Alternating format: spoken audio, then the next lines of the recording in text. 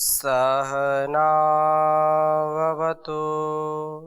सहनौ भुनक्तु सह वीर्यं करवावहै तेजस्विनावधीतमस्तु मा विद्विषावहै। ओम शांति शांति शांति। वैदिक जीवन पद्धति में हम स्वाध्याय कर रहे हैं संध्या का अर्थात ब्रह्म यज्ञ।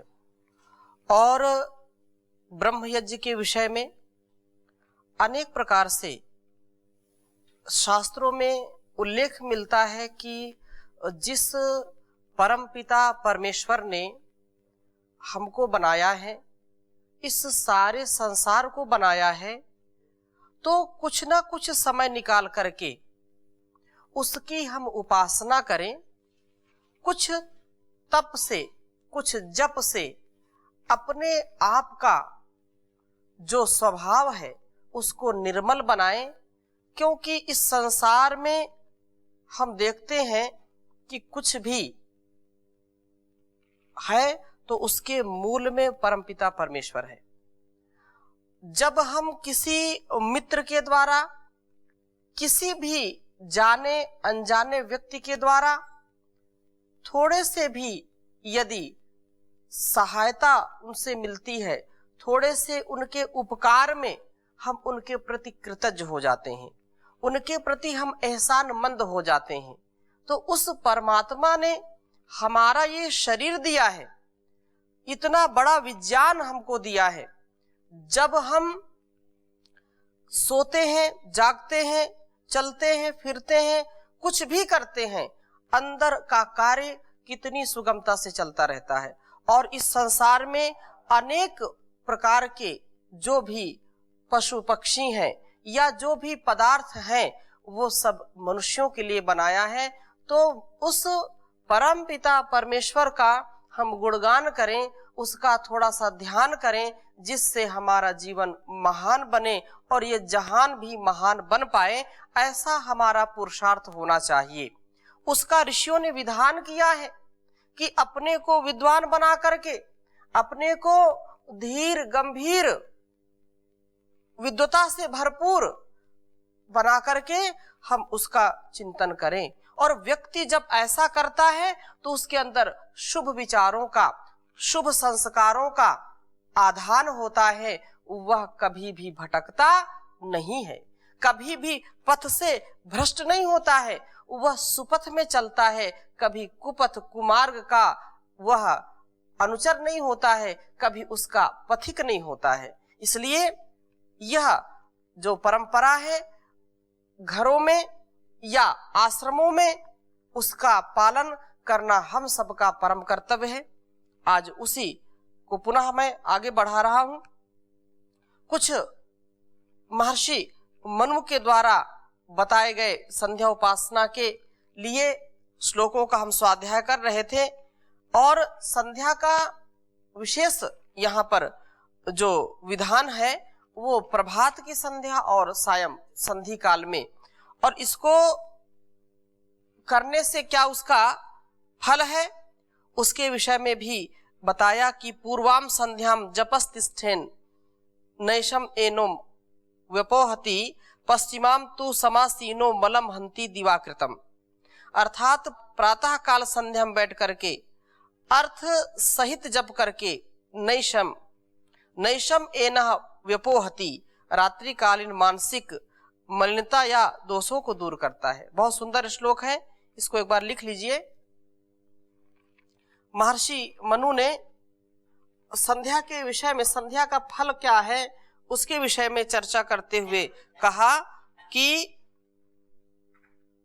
उच्चारण करेंगे, पूर्वाम संध्याम जपस्तिष्ठन्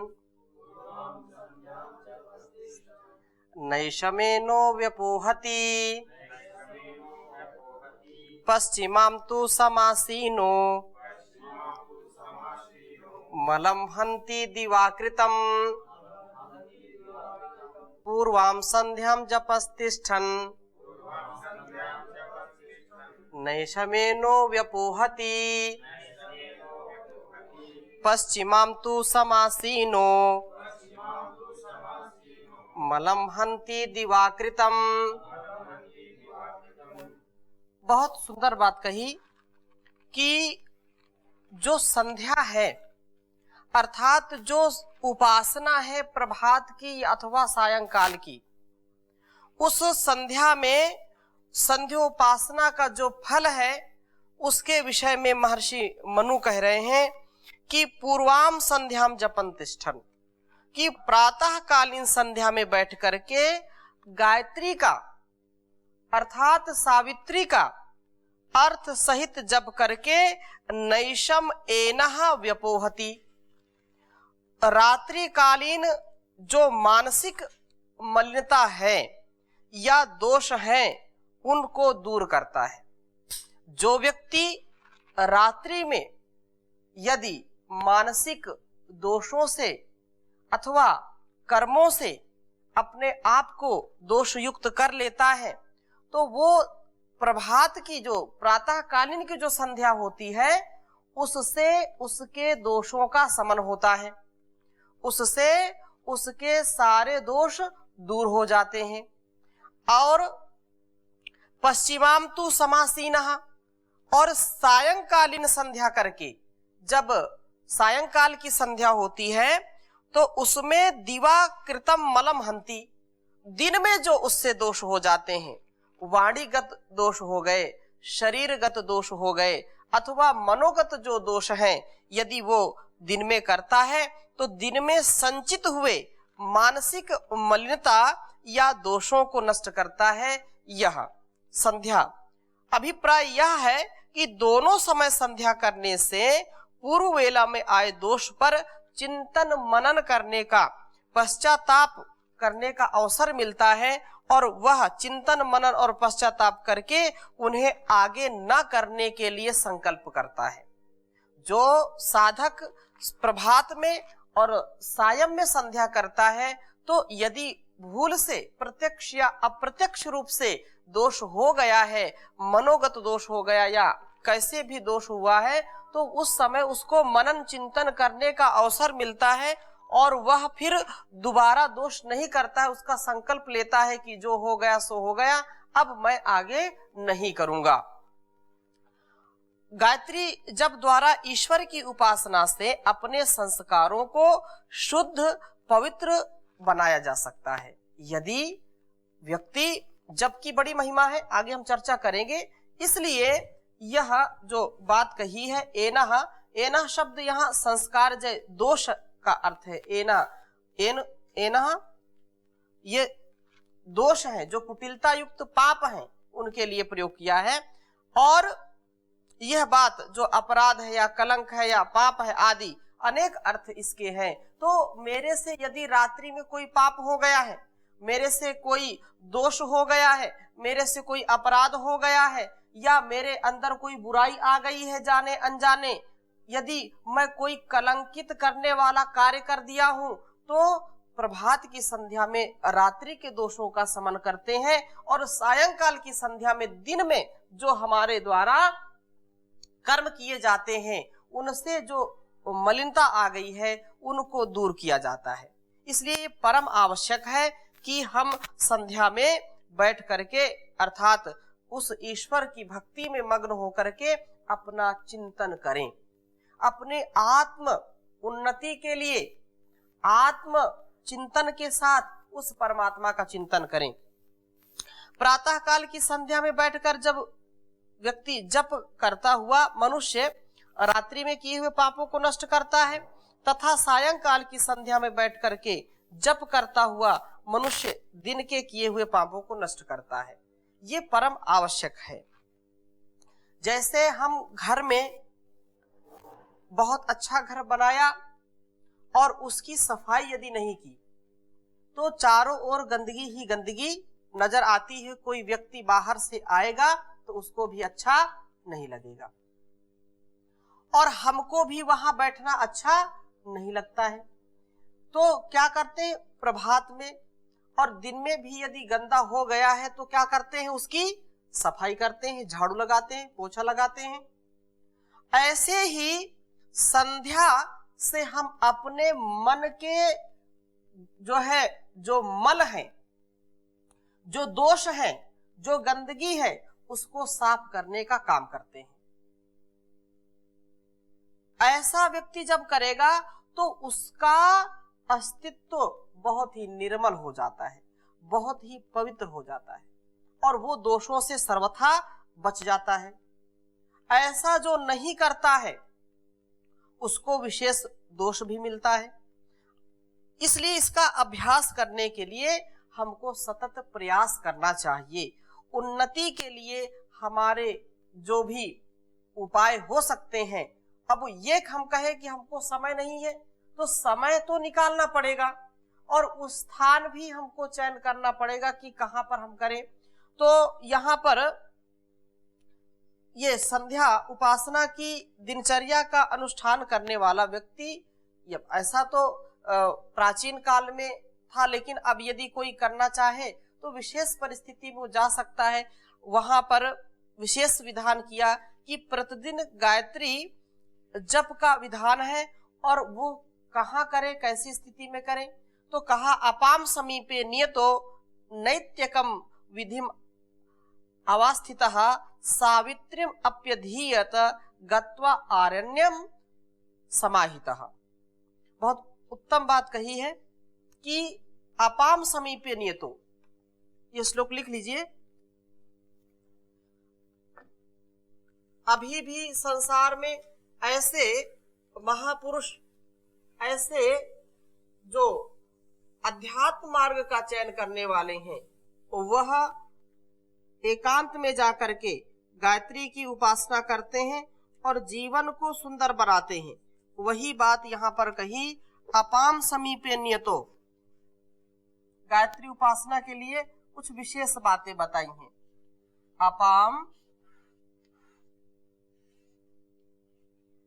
अपाम समीपे नियतो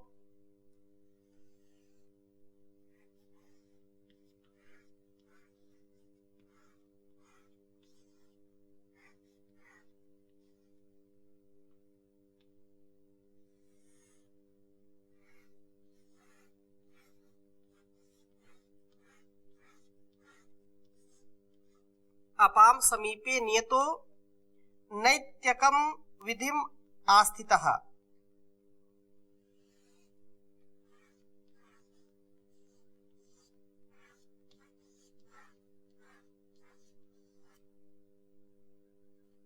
नैतिकम विधिम अवस्थितः।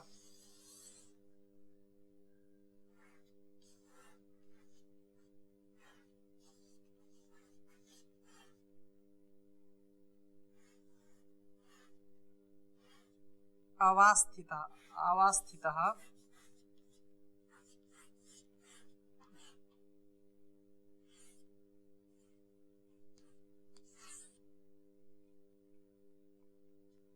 सावित्रीम अप्यधीयत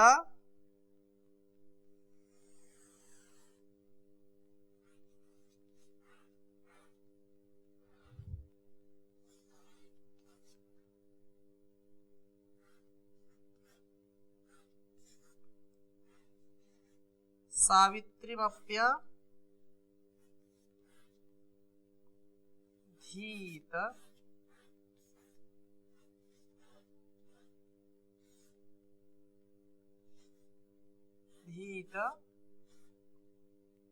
गत्वा आरण्यम समाहितः।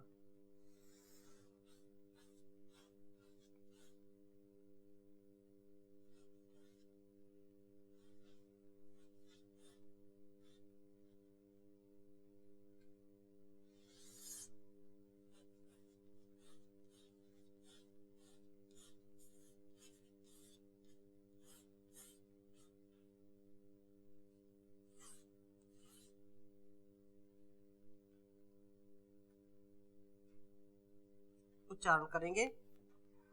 अपाम समीपे नियतो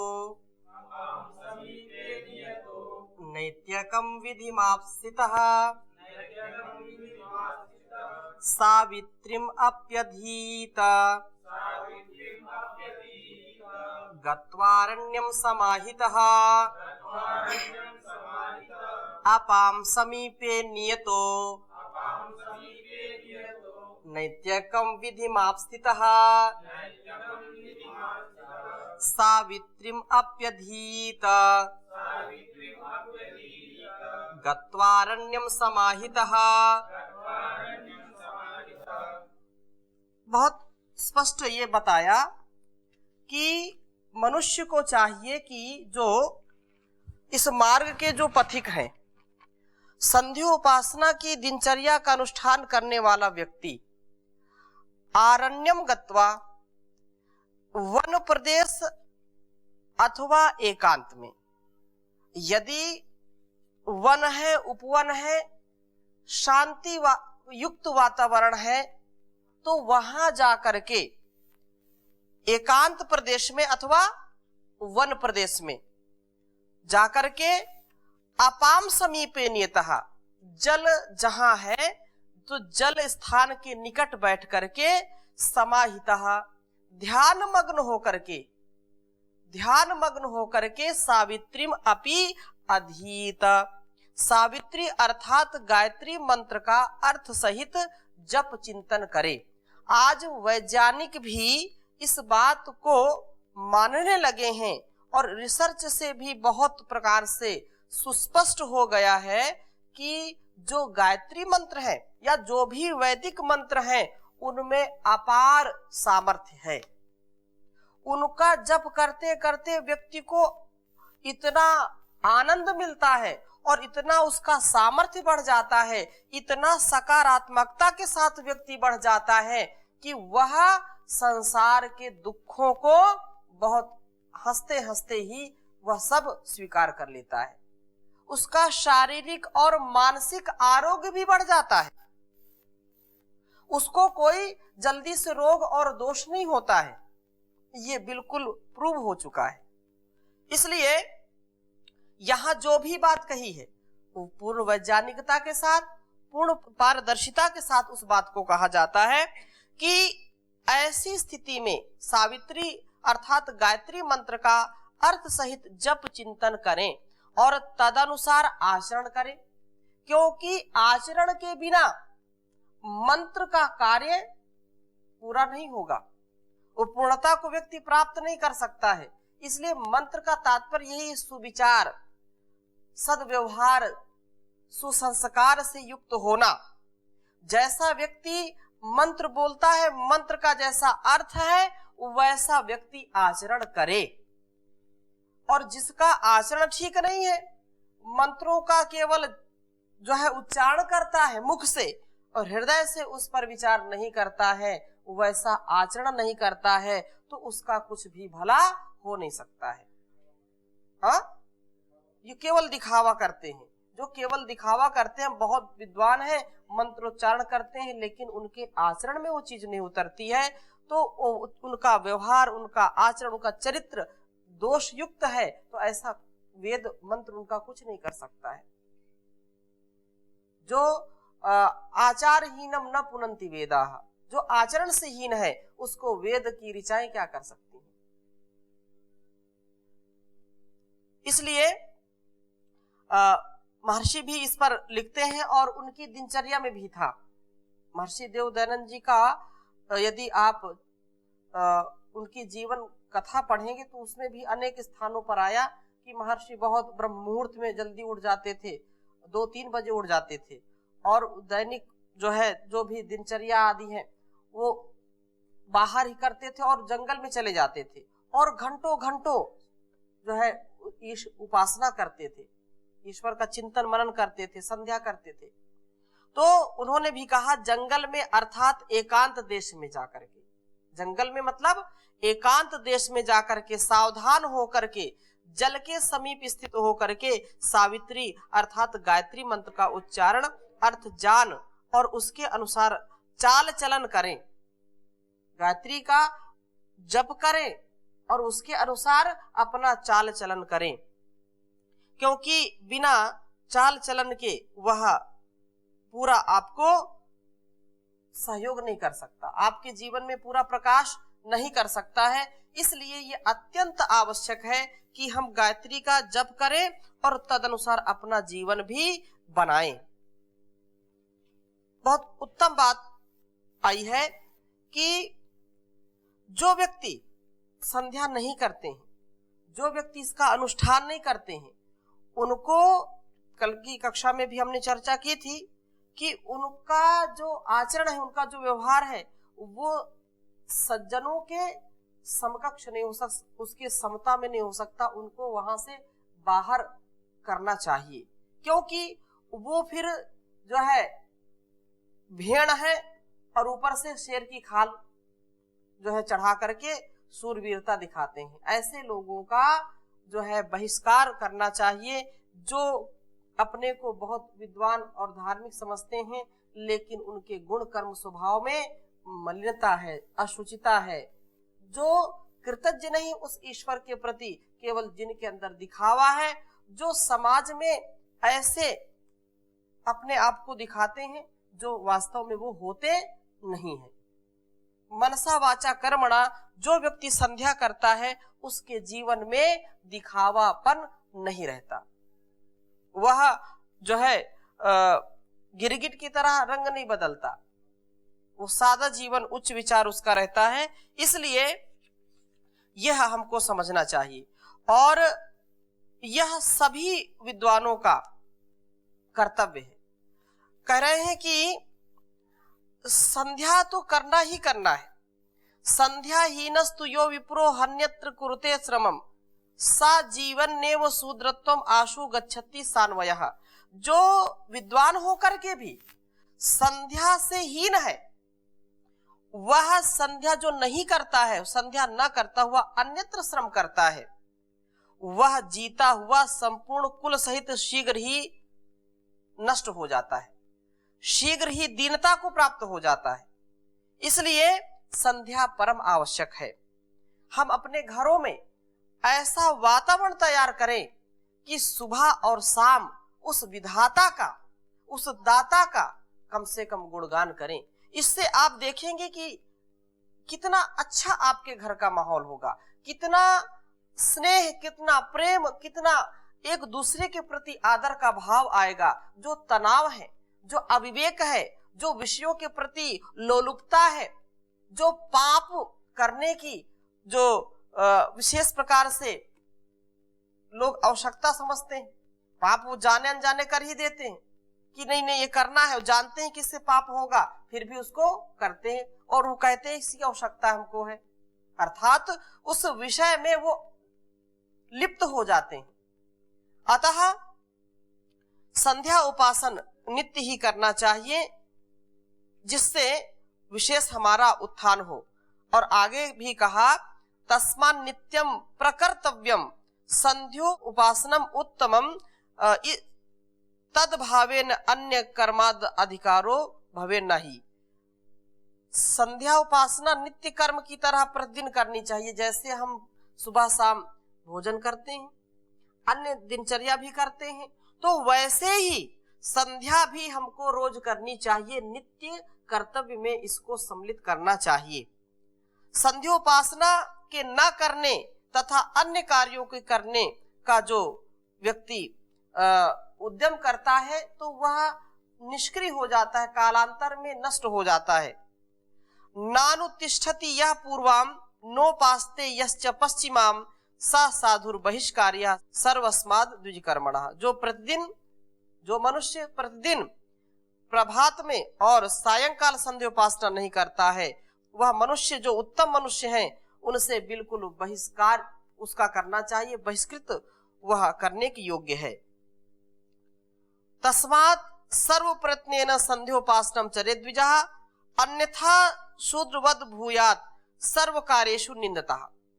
यह कहा कि प्रत्येक विद्वान का, प्रत्येक अध्यात्म जीवन जीने वाले को यह संध्या कार्य जरूर करना चाहिए। ईश्वर स्तुति, प्रार्थना, उपासना उसका जप अवश्य करना चाहिए। ऐसा प्रयत्न करके वह संध्योपासना करे, अन्यथा वह दीनहीन स्थिति को प्राप्त हो जाता है और सब कार्यों में निंदित होता है। वह प्रशस्य कार्य नहीं कर पाता है, प्रशस्य कर्मों को वह छोड़ देता है और जो उसके स्वार्थ में आते हैं, जो चीजें जो उसको अच्छी लगती हैं, वो दूसरों के कल्याण को छोड़ करके स्वार्थ की राह पर चल पड़ता है। और जहां पर केवल पाप ही पाप कमाता है, पुण्य नहीं कमा पाता है। तो हम पाप को ना कमाएं, हम पुण्य को कमाएं। इसलिए परमात्मा ने मनुष्य का जीवन दिया है। इसके लिए हमको सदा सर्वदा सर्वत्र प्रयास करना चाहिए और प्रभात में और सायंकाल उस ईश्वर की उपासना में अवश्य बैठना चाहिए। तो आज की कक्षा में इतना ही, शेष चर्चा अगली कक्षा में करेंगे। ओम शांति शांति शांति।